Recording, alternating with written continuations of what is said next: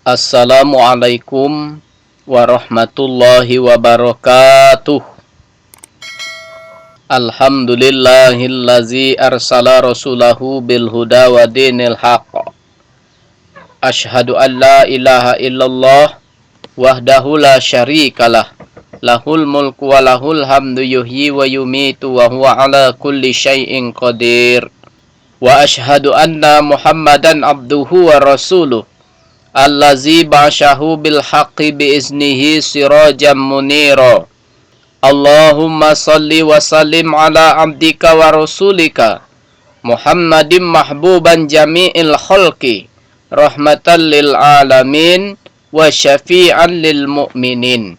Ittaqullah. Faqala ta'ala ya ayyuhallazina amanu taqullaha haqqa tuqatih wa la tamutunna illa wa antum muslimun.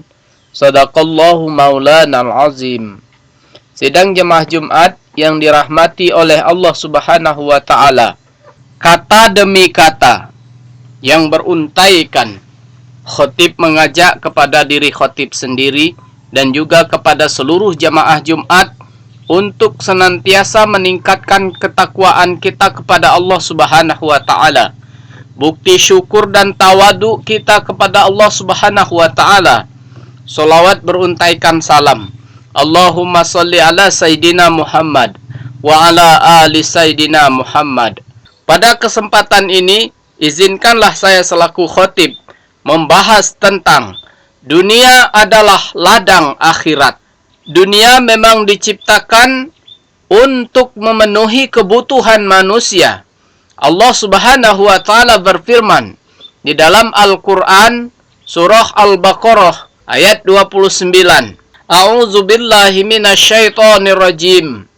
Huwallazi khalaqalakum ma fil ardi jami'a. Dialah Allah yang menjadikan segala yang ada di bumi ini untukmu. Summa stawa ila samai fasawwahunna sab'a samawat. Dan kemudian dia berkehendak menciptakan langit, lalu dijadikannya 7 langit. Wa huwa bikulli syai'in alim. Dan dia maha mengetahui segala sesuatu. Dipahami dari ayat ini adalah bahwa bumi dijadikan untuk manusia. Artinya manusia memiliki hak untuk memanfaatkan segala apa yang ada di dalamnya. Pemanfaatan itu tentu harus dipahami pada hal-hal yang mengandung masyarakat saja, termasuk memenuhi kebutuhan primer, sekunder maupun tersir dalam ukuran yang diizinkan oleh syariat. Tentu kita semua pernah mendengar atau membaca kisah viral seorang yang memiliki kekayaan yang tiada bandingannya di muka bumi ini, Qarun. Dikisahkan bahwa pada awalnya Qarun adalah seorang yang miskin. Lalu dia meminta Nabi Musa alaihi salam untuk mendoakannya agar diberikan kekayaan kepadanya.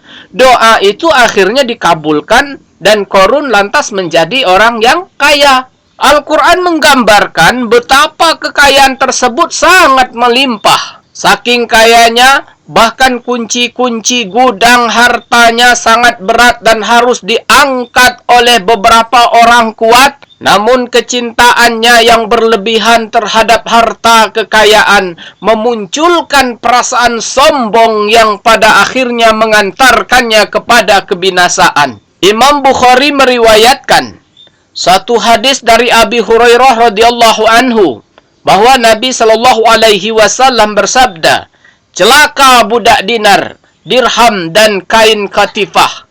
Jika diberi dia ridho, jika tak diberi dia tak rela. Melalui hadis tersebut Rasulullah sallallahu alaihi wasallam menekankan bahwa sungguh tak elok manusia yang hatinya terpaku pada keberadaan harta. Menjadi kaya memang tidak salah, tapi menempatkan kekayaan pada hati tidaklah dianjurkan. Tercatat dalam sejarah, tidak sedikit para alim ulama yang mempunyai kekayaan yang banyak, namun kekayaan tersebut tidak menggoyahkan hati mereka dalam menyikapi kehidupan di akhirat. Islam menganjurkan keseimbangan dalam menyikapi kehidupan dunia dan akhirat. Tidak berlebihan pada dunia, sebaliknya juga tidak berlebihan pada akhirat. Dalam surah Al-Qasas ayat 77 Allah Subhanahu wa taala berfirman yang artinya, carilah pada apa yang telah dianugerahkan oleh Allah kepadamu, kebahagiaan negeri akhirat, dan jangan kamu melupakan kebahagiaanmu dari kenikmatan duniawi. Dan berbuat baiklah kepada orang lain, sebagaimana Allah telah berbuat baik kepadamu. Dan janganlah kamu berbuat kerusakan di muka bumi. Sesungguhnya Allah tidak menyukai orang-orang yang berbuat kerusakan.